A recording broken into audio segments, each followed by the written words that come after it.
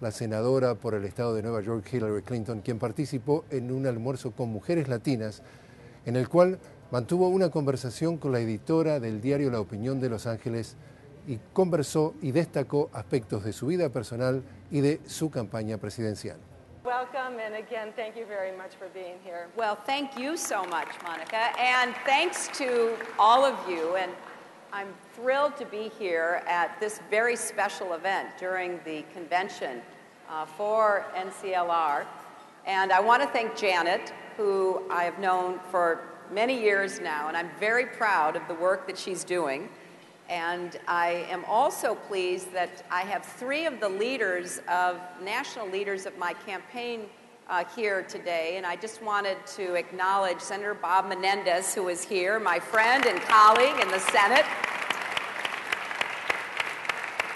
And I will have more to say about this, but Senator Menendez and I worked very, very hard during the immigration debate. He was a wonderful leader, and we weren't successful on what we were pushing, namely family reunification and issues affecting families. But there isn't anyone who was more passionate about trying to do right in our country, and I'm so proud to work with Bob. And I also want to recognize another national co-chair of my campaign, my longtime friend, Raul Izaguirre, who is here. I'm so happy to see him. And one of my other leaders, who is co-chairing the Hispanic outreach in the campaign, Dolores Huerta, is here. A great leader and a wonderful woman, a real example for all of us. I first met Raul in 1972 when we were both very, very young. And I was sent to South Texas by the Democratic National Committee to help register voters, primarily Hispanic voters. I did not speak Spanish then. Unfortunately, I still don't today. But we worked really hard to communicate the importance of the election to everything that people cared about for the future of themselves and their families. And we had a great time doing it. So really, it's not so much reading a briefing book or being handed a policy paper and said, okay, you know, this is what you should say when you're in front of an audience of Latinos. Well, no, it's who you are and what you believe in and how you care about all the same things and what we hope for our children and their future. Your personal experiences have shaped the way you think about this community. I want to turn to the issue of immigration reform.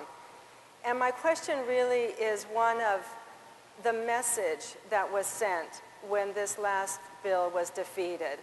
What do you think it says about America's tolerance for immigrants in America? Well, I am very disappointed, and I was really quite offended by the tone of the debate and some of what was said by outside parties who were trying to influence the debate.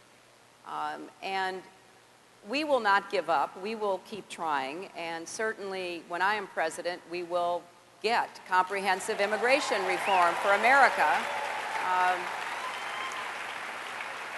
And, you know, we will do it in a way that respects American values, honors the rule of law, and recognizes how much stronger a country we are because of our immigrant past. And I think what I have tried to do is to understand where all of the venom and the incredible anxiety came from. And I've been thinking hard about this, and I have to ask all of you to think with me. There has been a serious reversal in the lives of many Americans when it comes to their own economic well-being. Even though they're working harder than ever, they don't feel like they're getting ahead. The average income in America hasn't gotten higher. In fact, it's either stayed the same or in many cases actually declined. Health care costs have gone up. We have more uninsured Americans. We have the cost of energy, particularly at the gas pump, going up. We have the cost of education. So for many people, there is an insecurity about their own position right now that makes them worried about the future. and they're looking around for someone or something to sort of blame or point the finger at. And a lot of demagogues have come along and have really, made that the core of the opposition to immigration. But I am going to continue to work for comprehensive immigration reform. And what that means to me is, yes, we do need to tighten border security. After 9/11, we don't have the choice. We have to. We need to know who's in our country and how long they're staying. And so I think that should be something we all agree on. And NCLR has been very helpful in coming up with a comprehensive approach. Secondly, we need to make it clear that employers cannot exploit undocumented workers, and they have to be held accountable for that. Number three, I think we need more cross-border cooperation when it comes to economic development, particularly in Mexico, but in other countries as well, in Latin America.